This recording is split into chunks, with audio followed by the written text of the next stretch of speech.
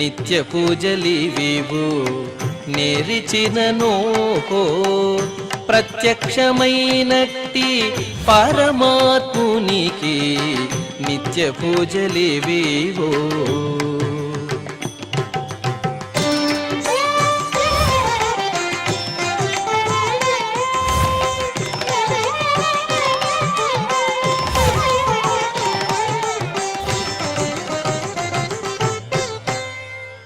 ఓం నమో వెంకటేశాయ.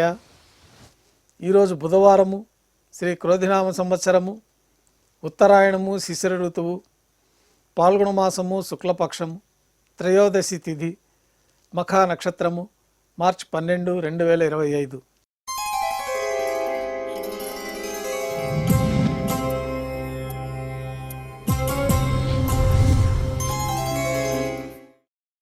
మాధ్యాహ్నిక ఆరాధనలో భాగంగా బంగారు పంచపాత్రలో శుద్ధ జలాన్ని నింపుకొని స్వామివారికి ఉపచారాలు సమర్పించి తులసి దళములతో అష్టోత్తర శతనామార్చన నిర్వహించిన తర్వాత మాధ్యాహ్నిక నైవేద్యంలో భాగంగా అన్నప్రసాదాలు స్వామివారికి నైవేద్యంగా సమర్పించి నైవేద్యం అనంతరం భక్తుల్ని సర్వదర్శనానికి అనుమతిస్తారు.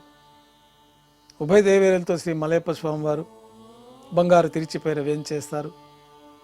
మేళతాళాలతో ఊరేగింపుగా విమాన ప్రదక్షిణంగా సంపంగి ప్రాకారంలో కల కళ్యాణ మండపానికి చేరుకుంటారు.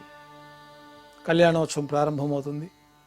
పుణ్యాహవచనము, అంకురార్పణ, రక్షాబంధనము, అగ్నిప్రతిష్ఠ, స్వామివారికి కొత్త పట్టు వస్త్రాల సమర్పణ, అమ్మవార్లకి నూతన పట్టు వస్త్రాల సమర్పణ, మహాసంకల్ప పఠనం, మాంగళ్యాలకి అభిషేకం, మాంగళ్యాలకి ఆరాధన, శ్రీవారి తరఫున మాంగళ్యాల అమ్మవార్లకి సమర్పణ, శ్రీవారికి కర్పూర నీరాజనం, అమ్మవార్లకి కర్పూర నీరాజనం, విశేషమైన హోమాలతో పూర్ణాహుతి పూర్తయిన తర్వాత మాలా పరివర్తనం అనే కార్యక్రమాన్ని నిర్వహించి ఉభయ దేవేరుల్ని శ్రీవారి చెంతకు చేర్చి ఈ సందర్భంగా అక్షతారోపణం అనే వైదిక కార్యక్రమాన్ని నిర్వహించిన తర్వాత కర్పూర నీరాజనము, స్వామివారికి నైవేద్యము, తిరిగి కర్పూర నీరాజనంతో కళ్యాణోత్సవం పూర్తవుతుంది.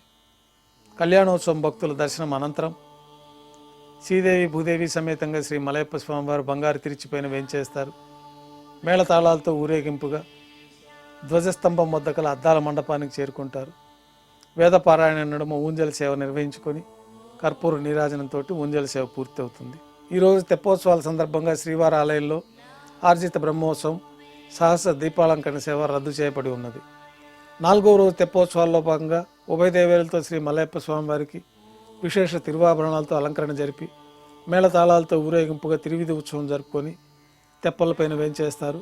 వేదం, గానం, నాదం నడుమ 5 మార్లు పుష్కరిణిలో విహరిస్తూ భక్తులను అనుగ్రహించి 8 దిక్కులు హారతులు అందుకుంటూ కర్పూర నీరాజనంతో 4వ రోజు తెప్పోత్సవం పూర్తి అవుతుంది. ఉభయ దేవేరులతో శ్రీ మలయప్ప స్వామివారు బంగారు తిరిచిపైన వేంచేస్తారు. మేళతాళాలతో ఊరేగింపుగా ఆలయంలోకి చేరుకుంటారు.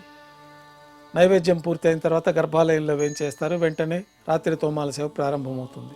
ఉదయం సమర్పించిన పుష్పమాలికలు సల్లింపు చేసుకొని గర్భాలయాన్ని శుద్ధి చేసుకొని బంగారు పంచపాత్రలో శుద్ధ జలాన్ని నింపుకొని మూలమూర్తికి, ఉత్సవమూర్తులకి శ్రీ వైకానస భగవత్ శాస్త్రోక్తమైన విధానంలో ఉపచారాలు సమర్పించి కొత్త పుష్పమాలలతో మూలమూర్తికి, ఉత్సవమూర్తులకి అలంకరణ జరిపి చతుర్వేద మంత్రాలతో మంత్రపుష్పాన్ని సమర్పించి నక్షత్ర నీరాజనము, కర్పూర నీరాజనంతో రాత్రి తోమాల సేవ పూర్తవుతుంది.